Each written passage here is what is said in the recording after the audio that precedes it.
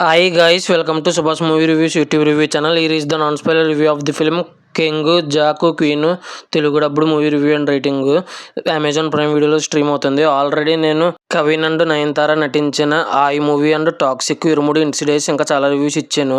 ఇంకా ఈ మూవీ వచ్చేసి ఈ డైరెక్టర్ ఈ మూవీ డైరెక్ట్ చేసిన తర్వాత చనిపోయారు.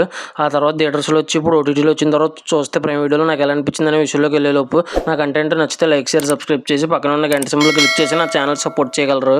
మూవీ ఎలా అనిపించింది, story plot plus points minus points rating ఇస్తాను కాబట్టి నా రివ్యూ చివరి వరకు చూడండి. స్టోరీ ప్లాట్ విషయానికి వస్తే హీరో వచ్చేసి చిన్నప్పటి నుంచి కొన్ని బాధల వల్ల డాన్ అవుతాడు. ఆ తర్వాత చాలా మలుపులు తిరుగుద్ది. ఆ తర్వాత ఏమైంది అన్నదే రిమైనింగ్ స్టోరీ.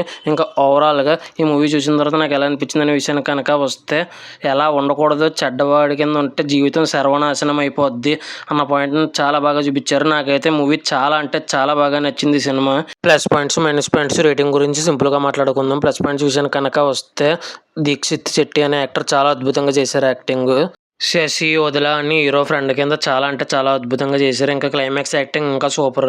రేఖా నిరోసా అనే యాక్టర్ హీరో వైఫ్ కింద చేశారు. చాలా అద్భుతంగా చేశారు. యుక్తి తరేజా అనే యాక్టర్ ఒకరు ఉన్నారు. ఈ యాక్టర్ కూడా చాలా బాగా చేశారు. ఇంకా మురళీధర్ గౌడ్ గారు కామెడీ కాకుండా సీరియస్ రోల్ చేశారు. చాలా బాగా చేశారు ఆ రోల్ కూడా. ఇంకా మ్యూజిక్ డైరెక్టర్ పూర్ణ చంద్ర తేజస్వి అని చాలా అద్భుతంగా కొట్టారు మ్యూజిక్. కానీ తెలుగులో సాంగ్స్ కొన్ని బాగున్నాయి, కొన్ని బాగలేదు. ఇంకా డైరెక్టర్ కిరణ్ కుమార్ గారి విషయానికి వస్తే మాత్రం ఒక మంచి మెసేజ్ ఉన్న మూవీని అందించి చనిపోయారు. చాలా బాధగా ఉంది అతను చనిపోయినందుకు. ఇంతలాగా చెడ్డవాడిగా చూపించి హీరోని ఎక్కడా సిరాకు వచ్చే రేంజ్లో కాకుండా ఇలా ఉండకూడదనే రేంజ్లో చూపించి వైలెన్స్ కూడా ఎక్కువ చూపించకుండా అంత అద్భుతంగా చూపించి లాస్ట్లో ఇలా చెడ్డగా ఉంటే జీవితం సర్వనాశనం అయిపోద్ది అన్నంత మంచి మెసేజ్ని ఇచ్చి అలాగా అర్ధాంతరంగా చనిపోవడం అనేది చాలా బాధేసింది.